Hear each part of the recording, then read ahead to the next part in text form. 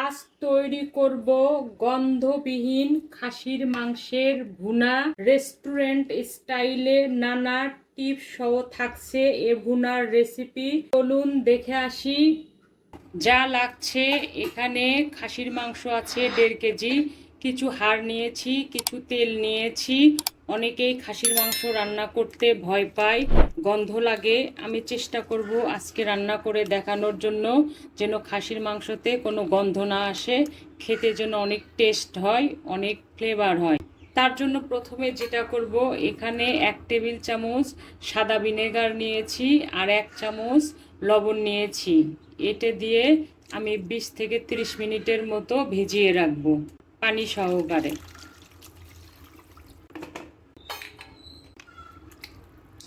Vinegar আর লবণ দিয়ে খাসির গোস্তটা ভিজিয়ে রাখলাম, যেন এখান থেকে খাসির যে একটা নিজস্ব গন্ধ আছে ওটা যেন না আসে। 20 মিনিট পরে এগুলো আমি সুন্দর করে 7-8 বার ধুয়ে নেব, যাতে ভিনেগারের গন্ধটা গোস্ত থেকে বেরিয়ে যায়। 20 মিনিট পরে আমি ফিরে আসব। ফিরে এলাম 20 থেকে 30 মিনিট পরে। এখন আমি মেখে রেখেছিলাম যে ভিনেগার আর লবণ দিয়ে খাসির মাংসগুলি, এখন আমি ধুয়ে নেব। সুন্দর করে ধুয়ে নেব, বেশ কয়েকবার ধুয়ে নেব, যাতে ভিনেগারের গন্ধ না থাকে।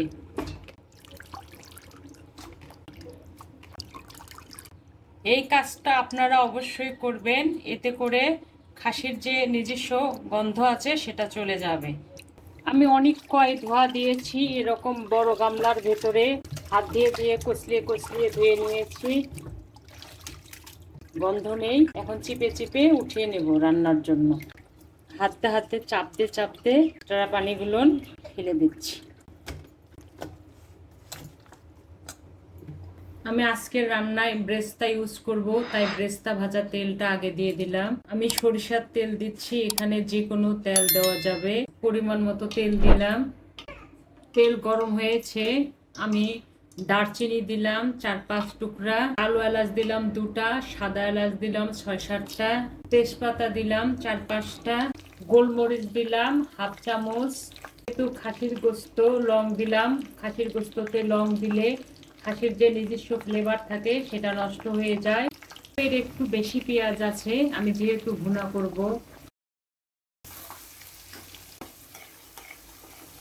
পেঁয়াজ ভাজা হলে আমি ফিরে আসব। পেঁয়াজের কালার চেঞ্জ হয়ে গেছে, এতে করে গোস্তটা যেমন খেতে ভালো লাগবে, কালারটাও সুন্দর হবে।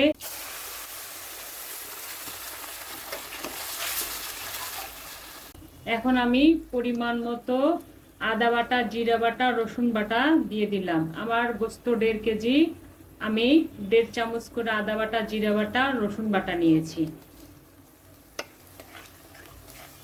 খাসির গোস্ত একটু মশলা বেশি লাগে। হলুদ পরিমাণ মতো,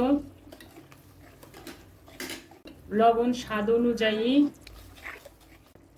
এখন এই মশলাগুলো আমি কষে নেব। তেল ভেসে উঠেছে, মশলা আমার কষানো শেষ, মশলা থেকে কাঁচা গন্ধ চলে গিয়েছে।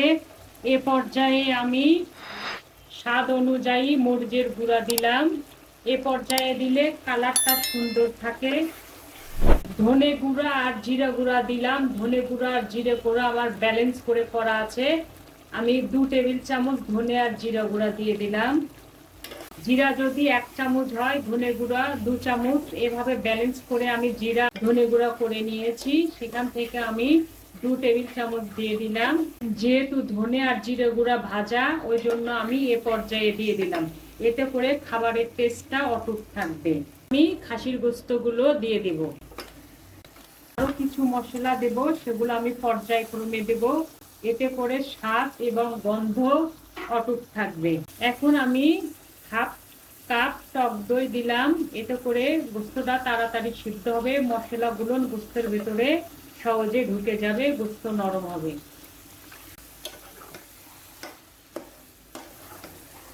আমি সব মিক্স করে এখান থেকে যে পানি আসবে সেই পানি দিয়ে কষিয়ে নেব।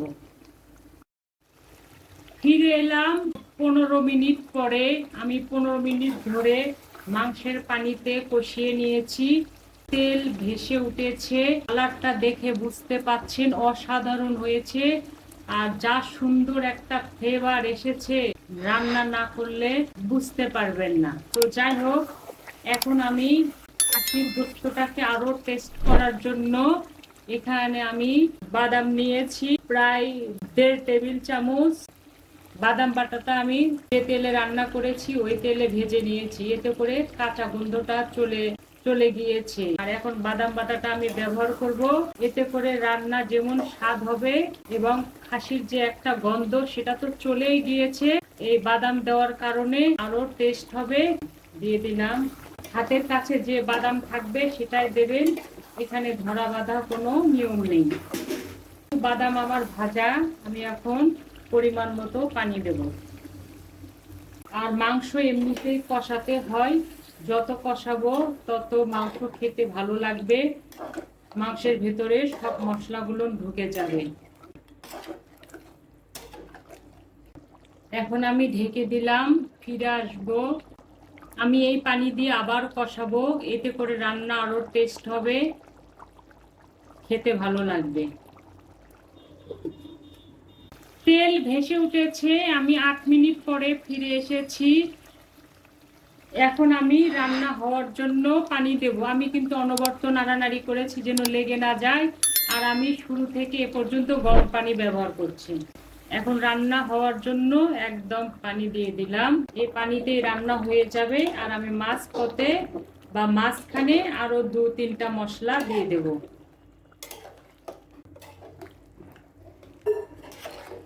আমি সময়টা দেখিয়ে দেব কখন দেব বা কোন পর্যায়ে দেব।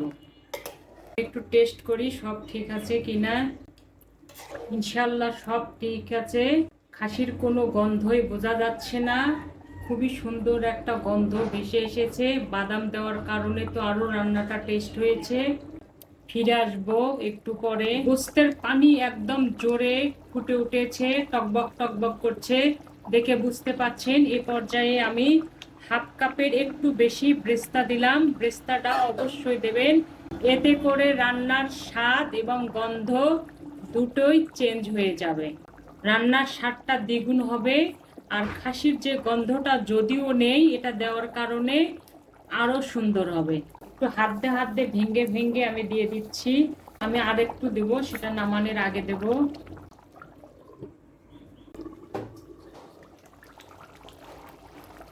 রান্না এখন আমার মাঝ পর্যায়ে। এখন আমি গরম মশলার গুঁড়ো দিলাম 1.5 চামচ, এতে করে রান্না খেতে টেস্ট হবে এবং একটা সুঘ্রাণ তৈরি হবে। আর 1 পিঞ্চ দিলাম জয়ফলের গুঁড়া। আর এখানে 7-8টা মেথির দানা আছে। জয়ফল দিলে কিন্তু রান্না যেমন খেতে টেস্ট হয়। এখন আর তেমন কোনো মশলা আমি দেব না, রান্নার শেষ পর্যায়ে আর সামান্য কিছু দেব। ফিরে আসবো একবারে রান্না হওয়ার আগে। ফিরে এলাম একদম রান্না শেষ হওয়ার আগে। আমি লাস্টের রান্নাটুকু জাল কমিয়ে দিয়ে করেছি, এতে করে গোস্তর ভেতরে মশলা ঢুকে যাবে, যেমন রান্নাটা খেতেও সুস্বাদু হবে, কালারটাও সুন্দর হবে। এ পর্যায়ে আমি কিছু শুকনা মরিচ, দেখুন কত লোভনীয় হয়েছে। হয়ে গেল গন্ধবিহীন খাসির মাংসের ভুনা। ইনশাল্লাহ রেস্টুরেন্টের চেয়ে 10 গুণ স্বাদ হবে এ ভুনার। আশা করি এ রান্নার স্বাদ ভুলতে পারবেন না। আমার এই রেসিপি যদি ভালো লাগে তাহলে প্লিজ আমার ছোট্ট চ্যানেলটি সাবস্ক্রাইব করে ভিডিওটি লাইক, কমেন্ট ও শেয়ার করে সঙ্গে থাকবেন। ভালো খান, সুস্থ থাকুন। ইনশাল্লাহ আবার দেখা হবে। আল্লাহ হাফেজ।